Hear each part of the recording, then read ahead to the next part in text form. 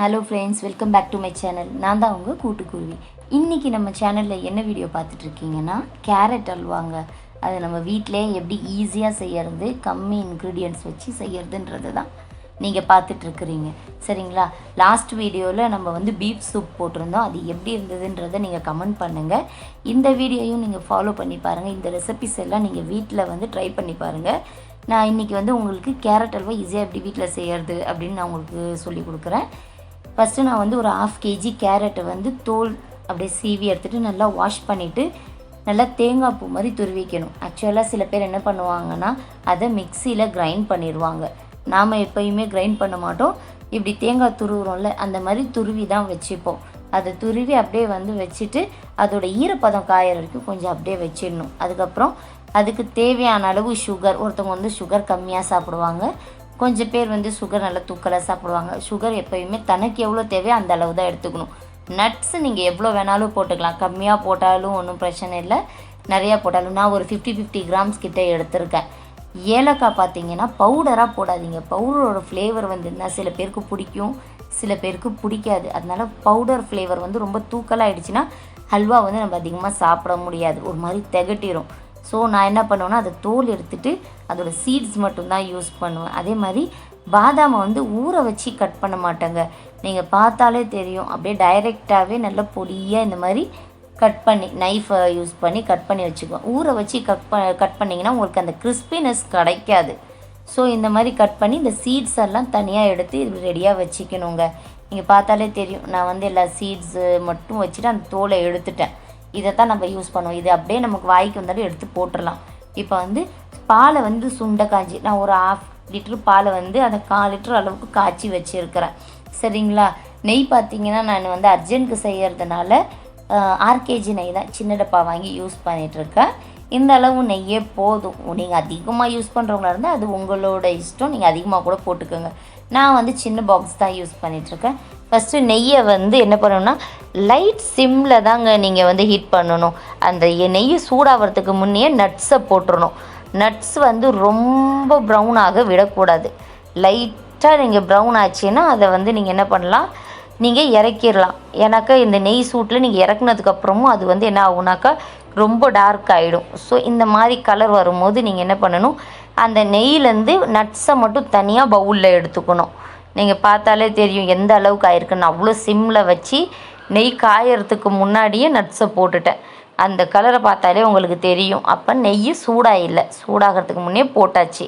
நல்ல ஒரு கிறிஸ்பினஸோடு நமக்கு கிடைக்கும். ரொம்ப ப்ரௌனாக இல்லாமல் லைட் ப்ரௌன் கலரில் நமக்கு கிடைக்கும். இந்த மாதிரி நீங்கள் அதை ரோஸ்ட் பண்ணி தனியாக எடுத்துக்கணும். ஒரு பவுலில் எடுத்து வச்சிடுங்க. அந்த நெய்யை விட்டுட்டு வெறும் அந்த நட்ஸை மட்டும் நீங்கள் இந்த மாதிரி தனியாக ஒரு பவுலில் எடுத்து வச்சுக்கோங்க.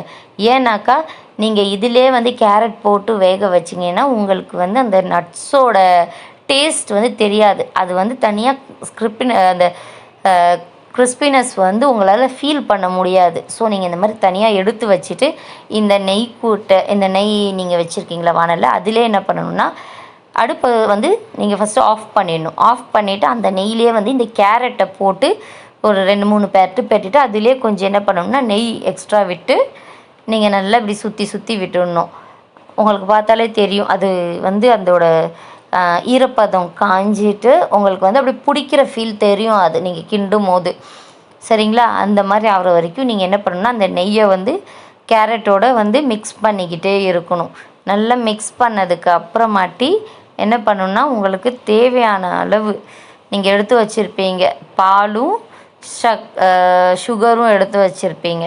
சரியா? இது நல்லா கொஞ்சம் அது நெய்யோட மிக்ஸ்டு ஆகிட்ட உடனே என்ன பண்ணலான்னாக்கா, நீங்கள் பாலும் சுகரும் அதில் மிக்ஸ் பண்ணிக்கலாம். நீங்கள் பார்க்கும்போதே தெரியும் இது எந்த கண்டென்ட்டில் மிக்ஸ் ஆகிட்டு இருக்குதுன்னு சொல்லிட்டு. இப்போ இதில் வெறும் நெய் தாங்க இருக்குது. நான் இன்னும் பாலும் ஊற்றலை, சுகரும் போடலை. அது கொஞ்சம் அது அந்த வானல் ஃபுல்லாக சைடில் பிடிக்கிற மாதிரி தெரியுதுங்களா உங்களுக்கு? அந்த மாதிரி கண்டென்ட் வர வரைக்கும் நீங்கள் என்ன பண்ணணும்னா, கொஞ்சம் அதை இப்படி மிக்ஸ் பண்ணிக்கிட்டே இருக்கணும். அதை மிக்ஸ் பண்ணிக்கிட்டே இருந்தால் தான் அது அந்த நெய்யை ஃபுல்லாக சக் பண்ணிவிட்டு அந்த கேரட்டும் நெய்யும் ஃப்ளேவரிஷாக உங்களுக்கு ஒரு வாசம் வரும். அந்த டைமில் என்ன பண்ணலான்னா, நம்ம பால் ஊற்றி அதை நல்லா மிக்ஸ் பண்ணணும். சரியா? பால், கொஞ்சம் நட்ஸு, போட்டு நல்லா மிக்ஸ் பண்ணணும். மிக்ஸ் பண்ணி விட்டதுக்கப்புறமாட்டி சுகர் போட்டு அதில் நல்லா மிக்ஸ் பண்ணணும். கொஞ்சம் அப்படியே நீங்கள் மூடி கூட வச்சிடலாம். இந்த மாதிரி கண்டென்ட்டில் இருக்கும் பார்த்தீங்களா, பால் கொஞ்சம் நட்ஸ் இருக்குதுல்ல, சுகர் போட்டு இதை அப்படியே மூடி கொஞ்சம் நேரம் வச்சிட்டோன்னு வச்சுக்கோங்களேன். அது குக் ஆகும். ஏன்னா நம்ம நல்லா தேங்காய் துருவல் மாதிரி அதை போட்டிருக்கோம். ஸோ அது குக் ஆகிறதுக்கு கண்டிப்பாக நம்ம டைம் கொடுத்தாகணும். அதே மாதிரி ஒரே தடியாக நம்ம அப்படியே மூடி விட்டுறக்கூடாது. ஆக்சுவலாக அதை வந்து ஒரு வித்தின் மினிட்ஸில் ஓப்பன் பண்ணி திருப்பி விடணும். அந்த பால் வந்து உங்களுக்கு மேலே பார்த்தா ஒரு மாதிரி எல்லோயிஷ் கலரில் நெய் மாதிரி வந்து மேலே அப்படியே நிற்கும்.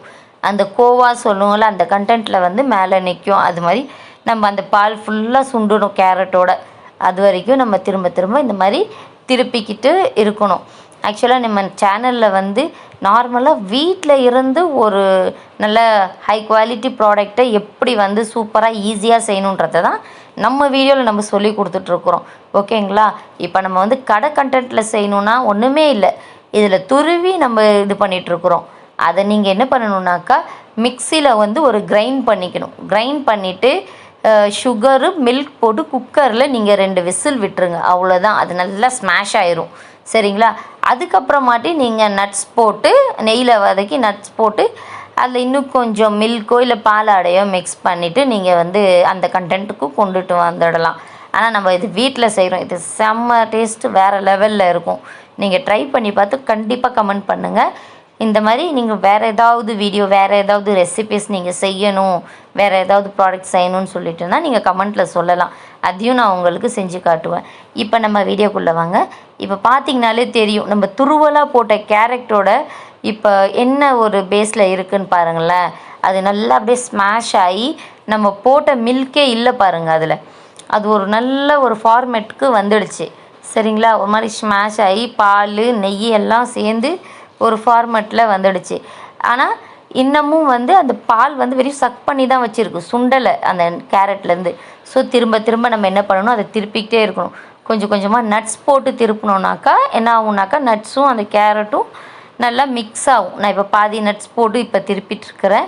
இதே மாதிரி திருப்பிக்கிட்டே இருந்துட்டு நெக்ஸ்ட்டு என்ன பண்ணணுன்னாக்கா உங்களுக்கே தெரியும் அந்த நெய் நம்ம போட்ட நெய்யும் பாலில் இருக்க நெய்யும் விட்டுட்டு அப்படியே பிடிக்கிற மாதிரி ஒரு கண்டென்ட்டில் இப்போ அது ரெடி ஆயிரும். ரெடி ஆகணுன்னே நல்லா பெரட்டிட்டு உங்களுக்கு தேவையான நட்ஸ் போட்டுட்டு நீங்கள் சர்வ் பண்ணலாம். இப்போ ஆல்மோஸ்ட் நம்ம கேரட் அல்வா ரெடி ஆயிடுச்சு. இது வந்து நீங்கள் வந்து குழந்தைங்களுக்கு பெரியவங்களுக்கு வீட்டில் வந்து நீங்கள் இந்த மாதிரி செஞ்சு கொடுக்கலாம். கேரட் அல்வா சாப்பிட்ணுன்ற பேஸ் வரும்போது இந்த மாதிரி நீங்கள் செஞ்சு கொடுக்கலாம். ரொம்ப டேஸ்டி வேறு லெவலில் இருக்குங்க. இது கண்டிப்பாக ட்ரை பண்ணி பாருங்கள். உங்களுக்கு பிடிச்சிருந்தா நம்ம சேனலை சப்ஸ்கிரைப் பண்ணுங்கள், கமெண்ட் பண்ணுங்கள், லைக் பண்ணுங்கள். வேறு ஏதாவது ரெசிபிஸ் வேணும்னாலும் நீங்கள் சொல்லலாம். அதையும் நம்ம செஞ்சு வந்து வீடியோவில் போடுவோம். கண்டினியூவாக நம்ம சேனலை ஃபாலோ பண்ணுங்கள். இந்த மாதிரி நிறையா ரெசிபிஸ் உங்களுக்காக காத்துட்ருக்கு. நான் தான் உங்கள் கூட்டுக்குருவி. ஓகே ஃப்ரெண்ட்ஸ், பாய் பாய், குட் நைட்.